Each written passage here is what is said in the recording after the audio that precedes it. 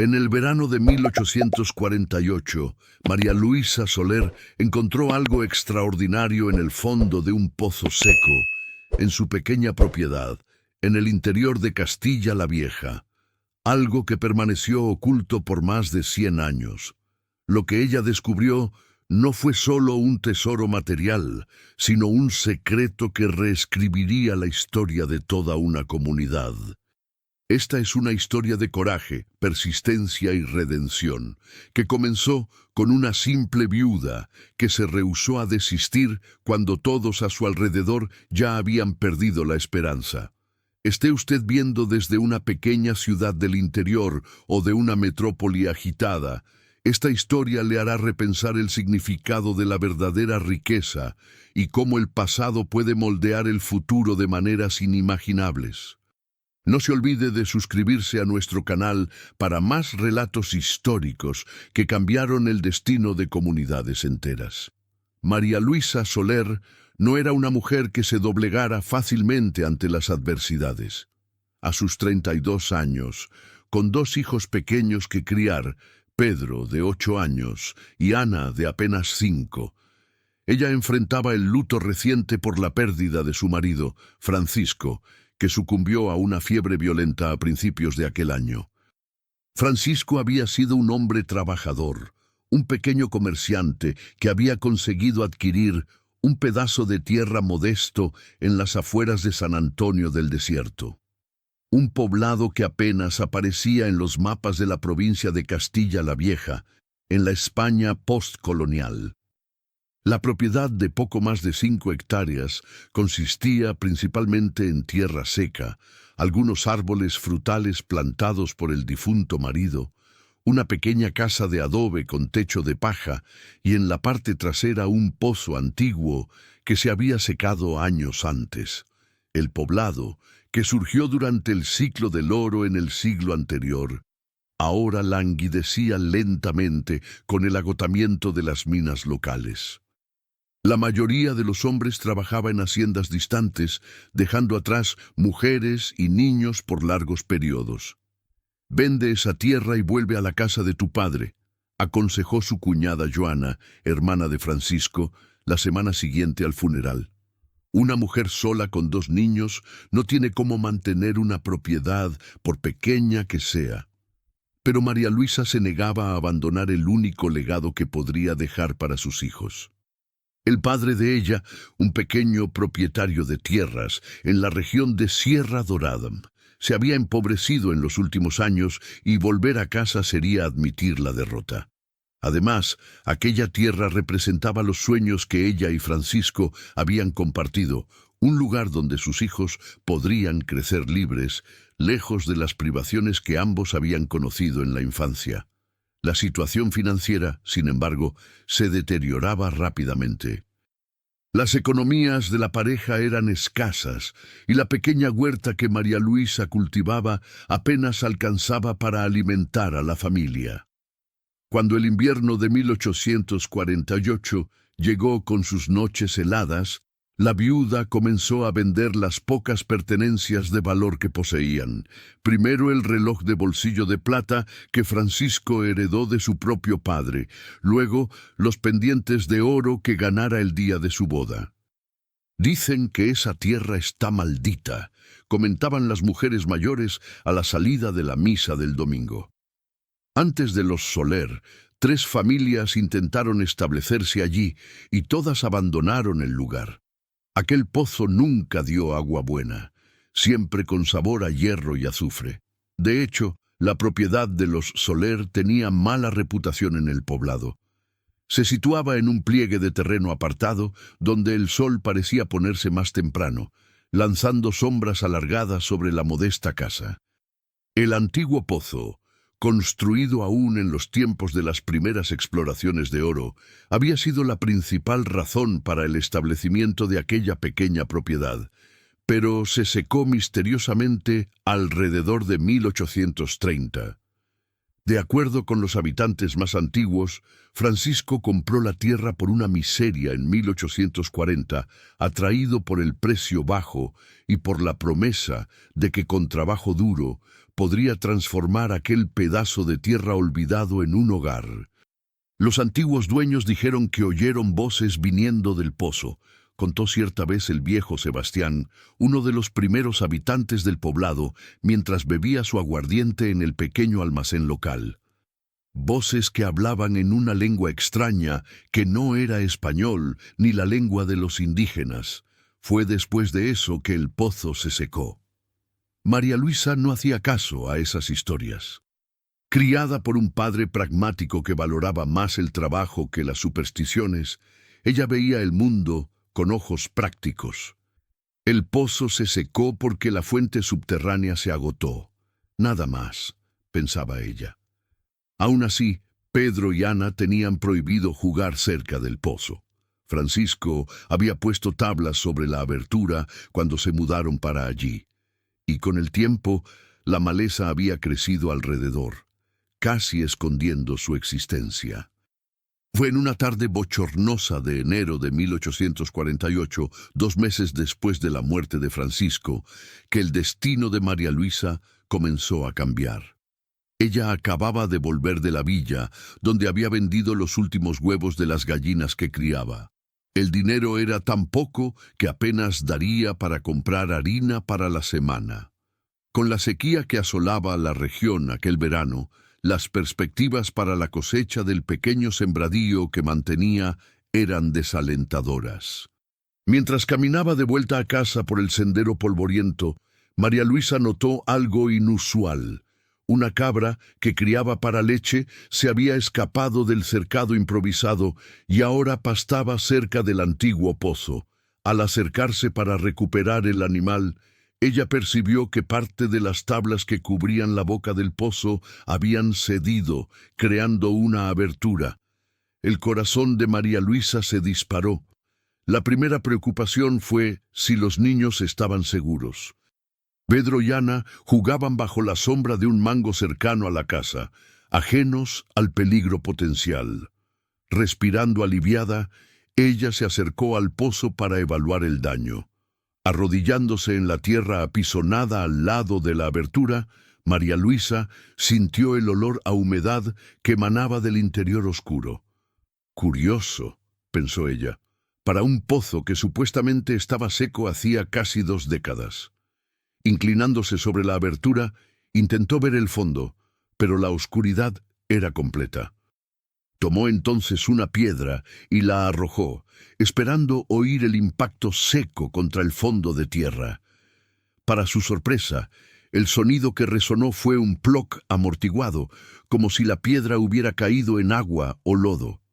Intrigada, María Luisa decidió investigar mejor. Tal vez el pozo no estuviera completamente seco. Si hubiera agua, aunque poca, eso podría ser una bendición durante la sequía que castigaba la región.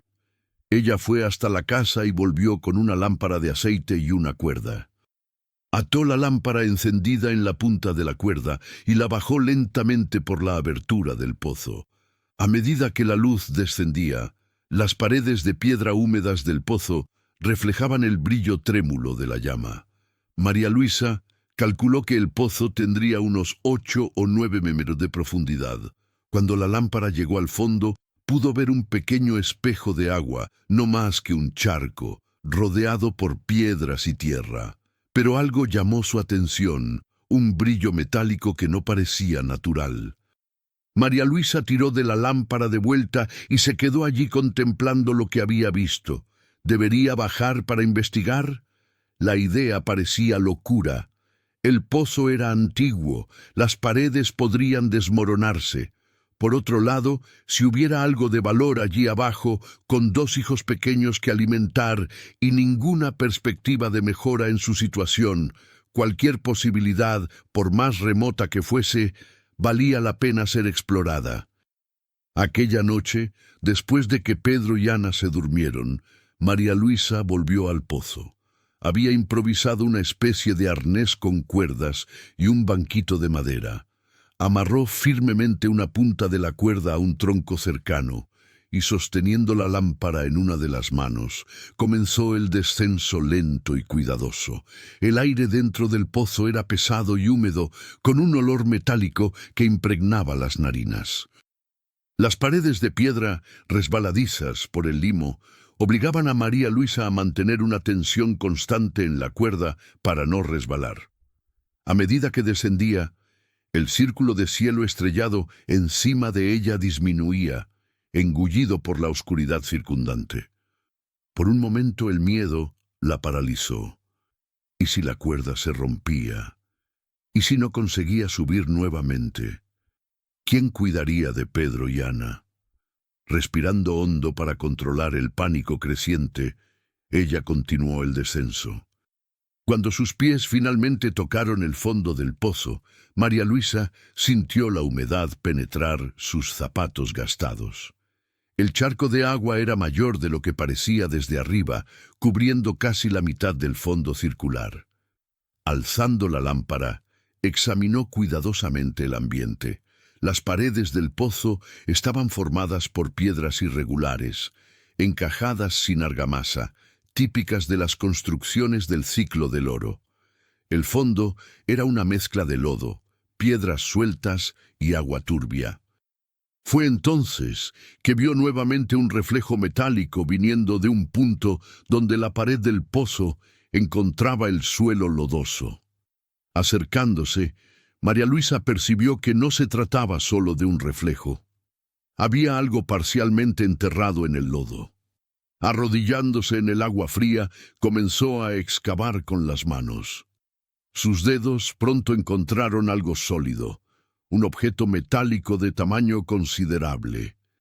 Con esfuerzo, María Luisa consiguió desenterrarlo parcialmente.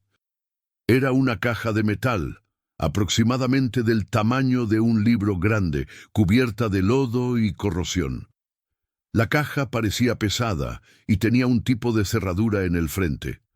Intentó abrirla allí mismo, pero el óxido había sellado el mecanismo.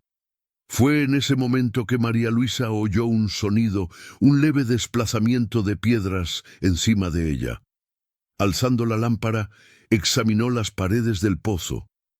Una de las piedras, a cerca de 2 metros por encima del nivel del agua, parecía fuera de lugar, como si hubiera sido recientemente movida. Intrigada, María Luisa colocó la caja metálica sobre un área seca del fondo del pozo y con dificultad escaló hasta la piedra desplazada. Al empujar la piedra, ella percibió que ésta no estaba solo suelta, había sido deliberadamente posicionada para ocultar algo.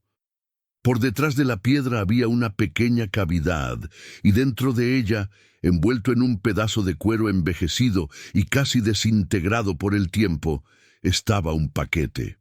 Con cuidado, María Luisa retiró el paquete y descendió nuevamente al fondo del pozo. A la luz trémula de la lámpara, ella desenvolvió el cuero envejecido. Dentro había un cuaderno pequeño con cubierta de cuero, las páginas amarillentas y onduladas por la humedad, pero aún legibles. También había un pequeño objeto que hizo el corazón de María Luisa saltar una palpitación, una llave, probablemente la llave de la caja metálica que acababa de desenterrar. En aquel momento, un ruido viniendo de arriba la sobresaltó. Era solo el viento nocturno moviendo las tablas sueltas en la boca del pozo, pero fue lo suficiente para recordarle la precariedad de su situación. María Luisa guardó el cuaderno y la llave en el bolsillo del delantal, tomó la caja metálica y con esfuerzo considerable inició la subida por el pozo, tirando de la cuerda que había amarrado. Cuando finalmente emergió en la superficie, estaba exhausta, empapada y cubierta de lodo, pero exultante. Sentada en el borde del pozo, bajo el cielo estrellado de Castilla la Vieja, María Luisa intentó recuperar el aliento mientras contemplaba sus hallazgos. ¿Qué sería aquella caja? ¿Quién habría escondido aquellos objetos en el pozo? ¿Y por qué? Las preguntas se multiplicaban en su mente. Pero una certeza tenía. Acababa de encontrar algo que podría cambiar su destino. Volviendo a casa, María Luisa colocó los objetos sobre la mesa rústica de madera y encendió otra lámpara de aceite para mejorar la iluminación. El cuaderno, a pesar de dañado por la humedad, tenía páginas cubiertas por una caligrafía apretada y precisa. La fecha en la primera página hizo a María Luisa contener la respiración. 15 de agosto de 1789. El texto estaba escrito en español, pero con algunas palabras y expresiones que ella no reconocía inmediatamente. Registro de las operaciones de la mina del Arroyo Seco, decía el título en la primera página. Por orden de su excelencia, el gobernador de la Capitanía General de Castilla la Vieja, para conocimiento reservado de su majestad. Las manos de María Luisa temblaban mientras giraba las páginas amarillentas. El cuaderno parecía ser una especie de libro de registros de una operación de minería, con detalles sobre cantidades de oro extraídas, nombres de trabajadores, muchos identificados apenas como negro de Guinea o negro de Angola, y gastos con víveres y herramientas. A medida que avanzaba en la lectura, María Luisa comenzó a entender la verdadera naturaleza del documento. No se trataba de un simple registro de minería, sino de una operación secreta.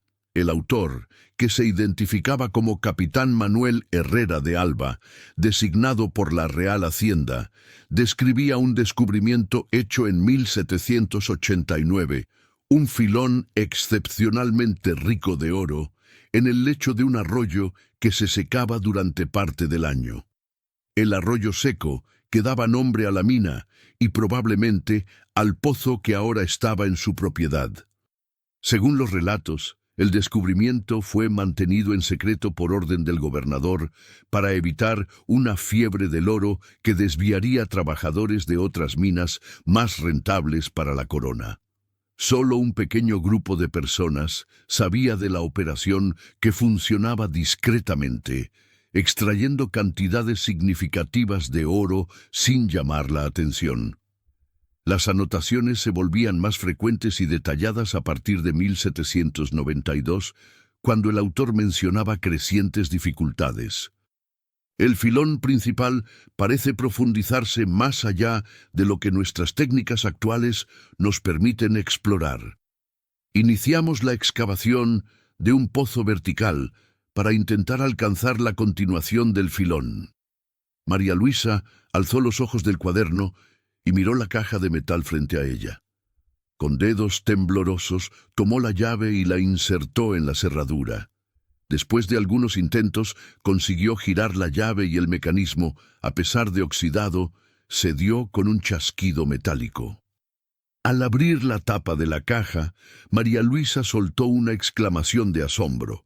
El interior estaba dividido en compartimentos, cada uno conteniendo, cuidadosamente envueltos en tejido ya casi desintegrado por el tiempo, diversos objetos de oro, pequeñas pepitas del tamaño de granos de maíz, algunas joyas rudimentarias, probablemente hechas allí mismo en la mina, y varias monedas de oro acuñadas con el perfil de Carlos IV de España. María Luisa apenas podía creer lo que veía. Continuando la lectura del cuaderno, descubrió que, alrededor de 1795, la situación en la mina se había complicado. El capitán Herrera mencionaba conflictos con los trabajadores esclavizados que comenzaban a cuestionar por qué el oro extraído no era oficialmente declarado a las autoridades.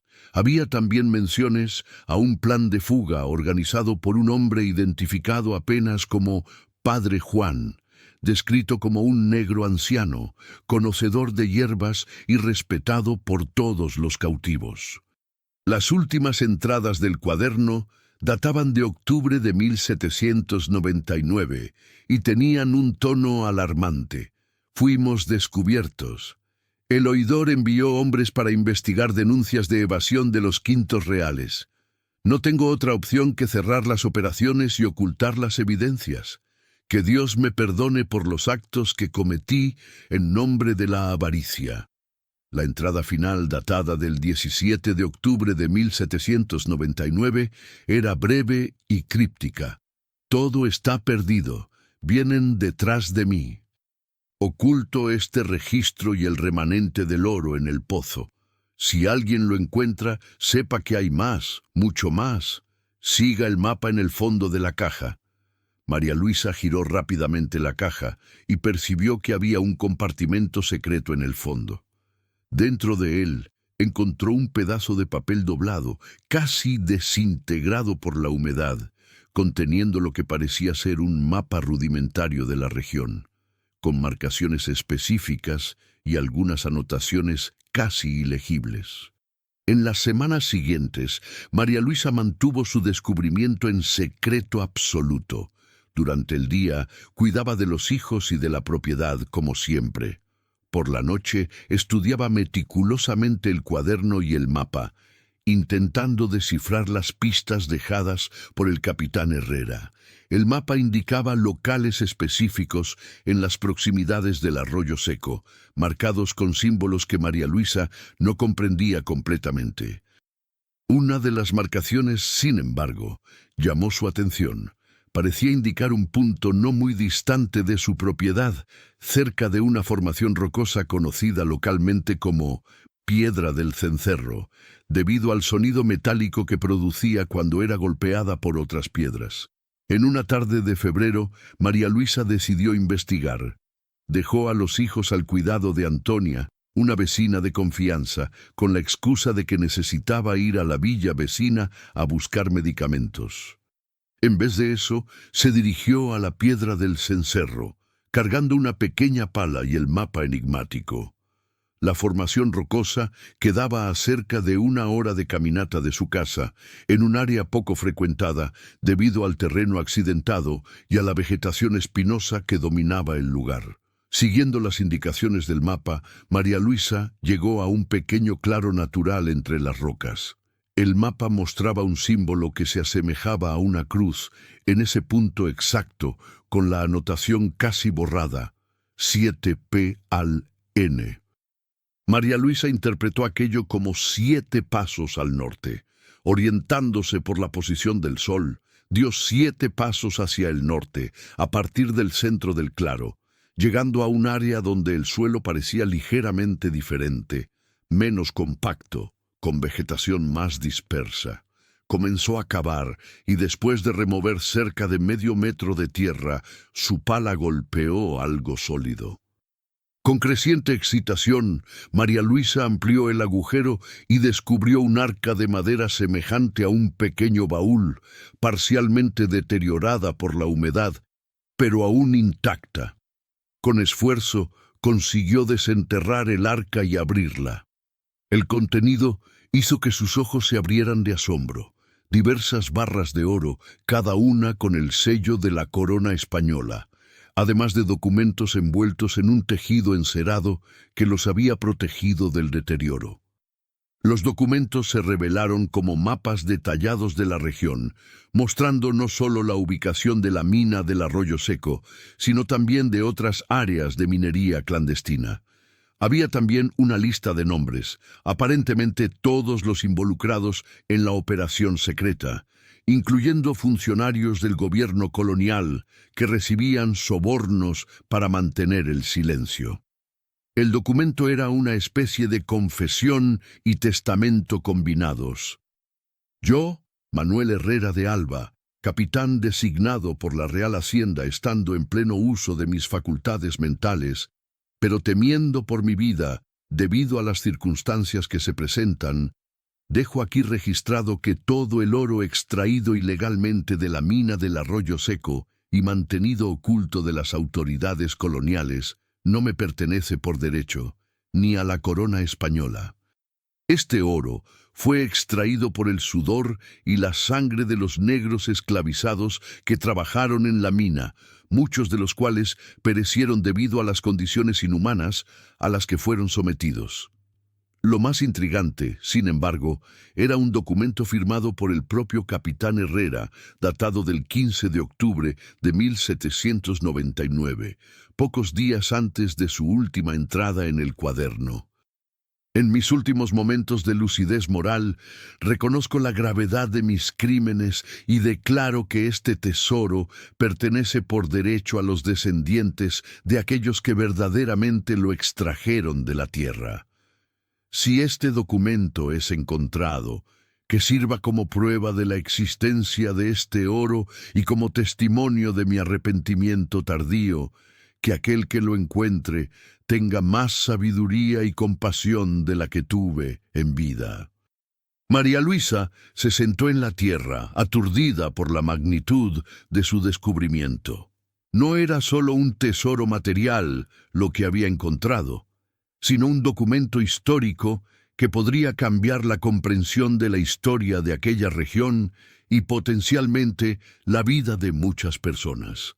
Al regresar a casa aquella noche, María Luisa tomó una decisión. No mantendría el tesoro para sí.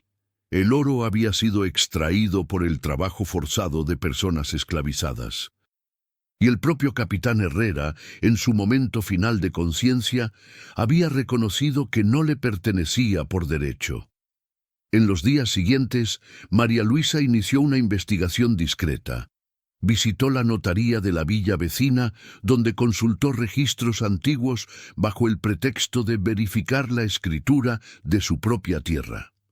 Descubrió que el área donde se situaba su propiedad había formado parte, a finales del siglo XVIII, de una concesión de tierras perteneciente a un tal capitán Manuel Herrera. Sin duda, el mismo hombre que había escrito el cuaderno. En la iglesia local consultó los libros de bautismo y de función, descubriendo que muchos de los trabajadores esclavizados mencionados en los registros de la mina habían sido sepultados en un área específica del antiguo cementerio, sin lápidas o marcaciones. Algunos, sin embargo, habían sobrevivido y conquistado la libertad después de la muerte misteriosa del capitán Herrera en 1799, formando un pequeño palenque en las proximidades que, más tarde, daría origen a una comunidad que aún existía en las cercanías del poblado, la comunidad de Morro Alto. María Luisa también descubrió en los archivos del ayuntamiento documentos que mencionaban una investigación sobre actividades ilícitas de minería en la región del Arroyo Seco en 1799, que fue abruptamente cerrada tras la muerte del principal sospechoso, el capitán Manuel Herrera de Alba, encontrado en circunstancias misteriosas, aparentemente víctima de envenenamiento. Una visita a la biblioteca de la Villa Mayor más cercana reveló informaciones sobre la historia de la región durante el período colonial. Un libro escrito por un historiador local mencionaba rumores persistentes sobre una mina clandestina que habría funcionado en las proximidades del Arroyo Seco a finales del siglo XVIII, extrayendo cantidades significativas de oro que nunca fueron registradas oficialmente. El libro citaba también la leyenda de un tesoro escondido que jamás había sido encontrado. Armada con esas informaciones, y después de mucha reflexión, María Luisa tomó una decisión que cambiaría no solo su vida, sino la de toda la comunidad. En una noche de marzo de 1848, ella se dirigió a la casa de Joaquín del Nacimiento, un hombre anciano que era el líder respetado de la comunidad de Morro Alto, descendiente directo de los esclavizados que habían trabajado en la mina del Arroyo Seco. «Señor Joaquín», dijo ella después de ser invitada a entrar en la casa simple, pero impecablemente limpia, «tengo algo importante para mostrarle». María Luisa había traído consigo el cuaderno, el mapa y el documento firmado por el capitán Herrera. Explicó detalladamente su descubrimiento y mostró también una pequeña muestra del oro que había encontrado, una única pepita que colocó sobre la mesa rústica. El viejo Joaquín, de cabellos completamente blancos y manos nudosas por las décadas de trabajo arduo, escuchó en silencio, ocasionalmente asintiendo con la cabeza. Cuando María Luisa terminó su relato, él permaneció en silencio por un largo momento antes de hablar. «Mi joven», dijo finalmente con voz grave y pausada. Acabas de confirmar una historia que fue pasada de generación en generación en nuestra comunidad. Mi abuelo, que se llamaba Juan, el mismo padre Juan mencionado en este cuaderno, contaba que había trabajado en una mina secreta y que el capataz había escondido mucho oro antes de morir. Él decía que un día ese oro volvería a su verdadero dueño, que es el pueblo que derramó sangre para extraerlo. Joaquín explicó que la comunidad de Morro Alto vivía en condiciones precarias, sin acceso adecuado a la educación para los niños, sin asistencia médica y luchando constantemente contra intentos de hacendados locales de tomar sus tierras. El tesoro podría transformar completamente esa realidad, pero no quiero que ese descubrimiento traiga violencia o codicia, agregó el anciano. El oro carga una maldición cuando es obtenido a través de la avaricia. Necesitamos pensar con cuidado sobre cómo usar ese conocimiento. En los meses siguientes, María Luisa y Joaquín trabajaron juntos en un plan audaz. Con la orientación del anciano, María Luisa contrató un abogado de confianza en la capital de la provincia para ayudarlos a navegar por los aspectos legales de la situación. El abogado, doctor Anselmo Tejero, inicialmente escéptico, se convirtió en un aliado entusiasta al examinar los documentos y verificar la autenticidad del oro. Esos documentos, explicó el doctor Tejero, después de estudiarlos por semanas, establecen no solo la existencia del tesoro, sino también su carácter ilícito desde el punto de vista de las autoridades coloniales de la época. Más importante aún, la confesión del capitán Herrera crea una base legal para argumentar que el oro pertenece a los descendientes de los trabajadores esclavizados que lo extrajeron. El plan que desarrollaron era tanto legal como moral. Usarían parte del oro para establecer una fundación que beneficiaría a la comunidad de Morro Alto y al poblado de San Antonio del Desierto como un todo. La fundación financiaría una escuela, una pequeña enfermería y proyectos de desarrollo económico local. Sin embargo, a medida que los preparativos avanzaban, surgieron complicaciones. Alguien en la villa parecía haber descubierto sobre el tesoro. María Luisa comenzó a notar extraños rondando su propiedad por la noche. En una ocasión, regresó del poblado para encontrar señales de que alguien había intentado entrar en su casa. Las sospechas recayeron sobre Jerónimo Dantas, un hacendado influyente de la región que hacía años intentaba apoderarse de las tierras de la comunidad de Morro Alto. Dantas era conocido por su ambición desmedida y por sus métodos cuestionables para expandir sus propiedades. La situación se volvió más tensa cuando el hijo mayor de María Luisa, Pedro, oyó una conversación en la villa entre esbirros de Dantas. Ellos hablaban sobre el tesoro de la viuda y planeaban una visita nocturna a la propiedad de los Soler para resolver el asunto de una vez. Alertada, María Luisa tomó una decisión drástica. Aquella misma noche, con la ayuda de Joaquín y de algunos hombres de confianza de la comunidad de Morro Alto, transfirió el oro y los documentos para un escondite seguro en las tierras de la comunidad. La noche siguiente, como era esperado, Jerónimo Dantas y 3 esbirros armados invadieron la propiedad de María Luisa. La encontraron sola. Ella había enviado a los hijos a quedarse con Antonia, sentada calmadamente a la mesa de la cocina, como si los esperase. «¿Dónde está el oro, mujer?», exigió Dantas, sin molestarse en esconder sus intenciones. «¿Qué oro, señor Dantas?», respondió María Luisa con una tranquilidad que desconcertó a los invasores.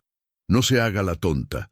Sabemos que encontró un tesoro en el pozo. Ese oro pertenece a quien tiene el coraje de tomarlo».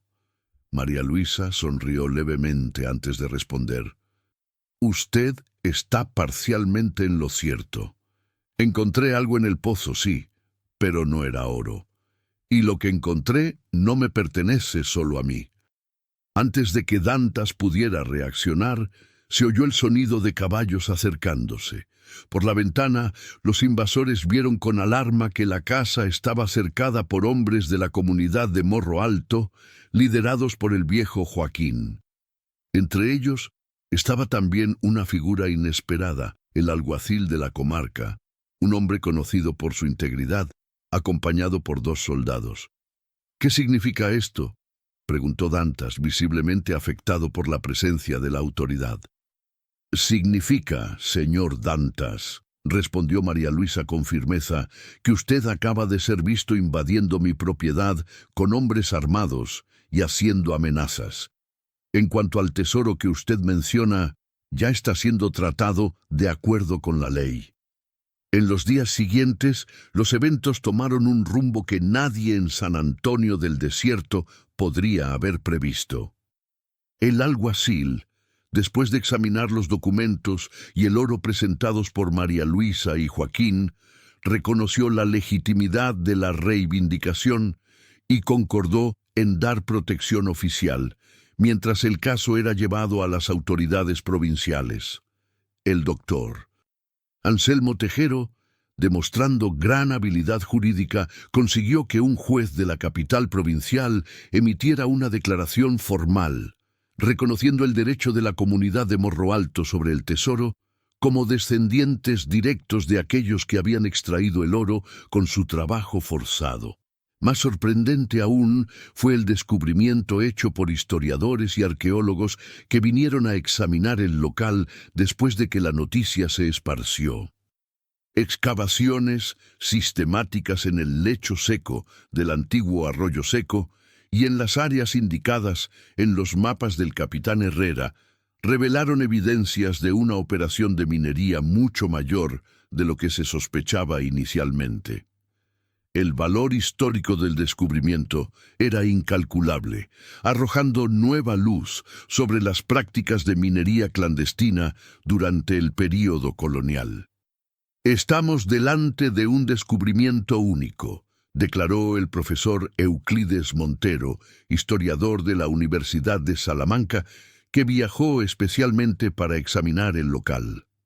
Esos documentos y vestigios arqueológicos revelan un capítulo desconocido de la historia de la minería colonial en España, mostrando cómo funcionarios corruptos de la corona desviaban riquezas y explotaban el trabajo esclavo para enriquecimiento personal. El valor total del oro encontrado, tanto el escondido por el capitán Herrera como el descubierto en las excavaciones subsiguientes, fue evaluado en una suma considerable, equivalente a miles de reales, una fortuna para la época. Conforme al plan original, una fundación fue establecida para administrar esos recursos. La Fundación Arroyo Seco, como fue llamada, tenía un consejo gestor formado por representantes de la comunidad de Morro Alto, del poblado de San Antonio del Desierto y especialistas en desarrollo comunitario. Los primeros proyectos financiados por la fundación transformaron rápidamente la región.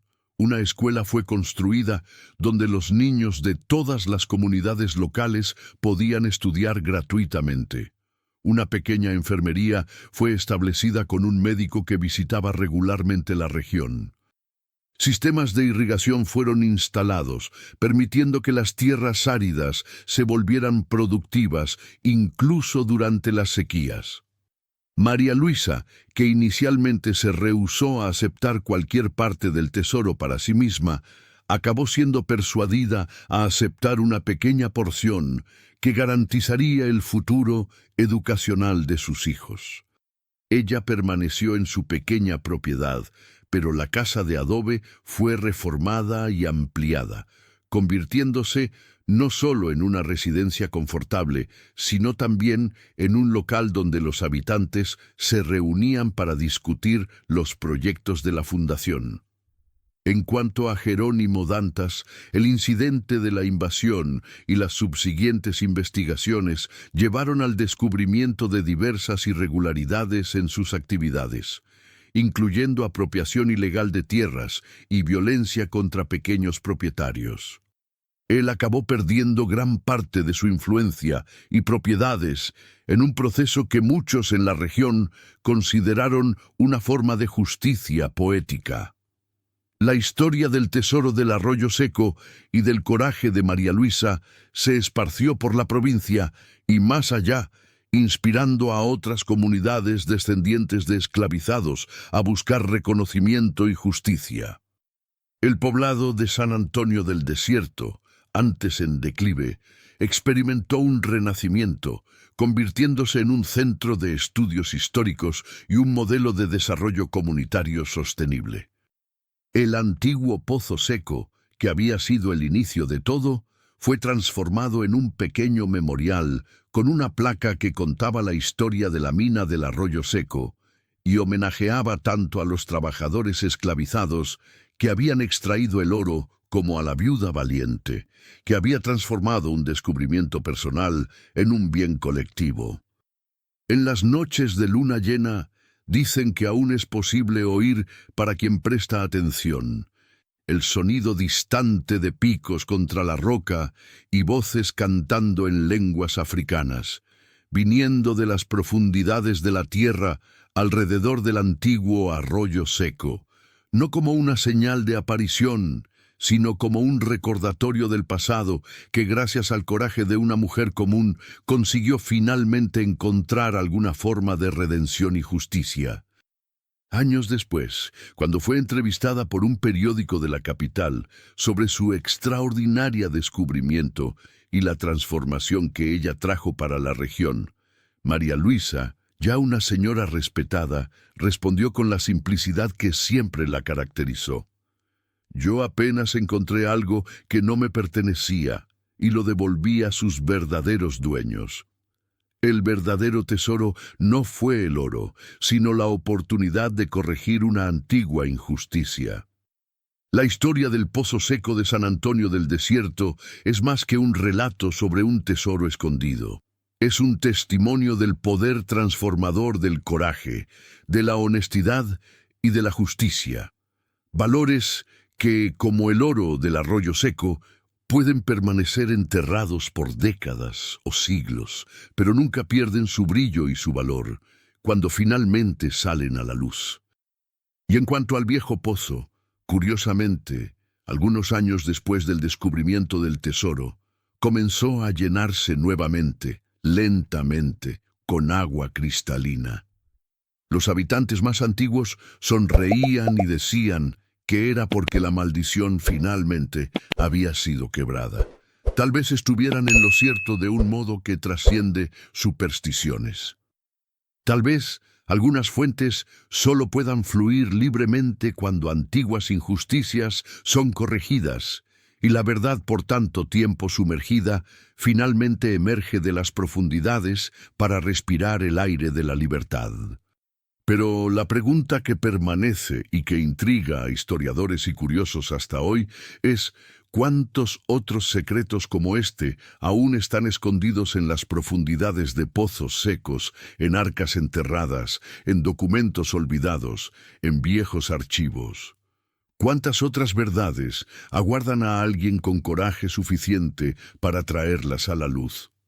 La historia de María Luisa y del tesoro del Arroyo Seco recuerda que, a veces, las descubiertas más valiosas no son aquellas que nos enriquecen personalmente, sino aquellas que tienen el poder de transformar comunidades enteras, corregir injusticias históricas y reescribir narrativas por tanto tiempo distorsionadas por el poder y la avaricia. Si usted gustó de esta historia verdaderamente impresionante de justicia histórica, suscríbase a nuestro canal para más relatos fascinantes sobre tesoros olvidados e historias de coraje que cambiaron el destino de comunidades enteras.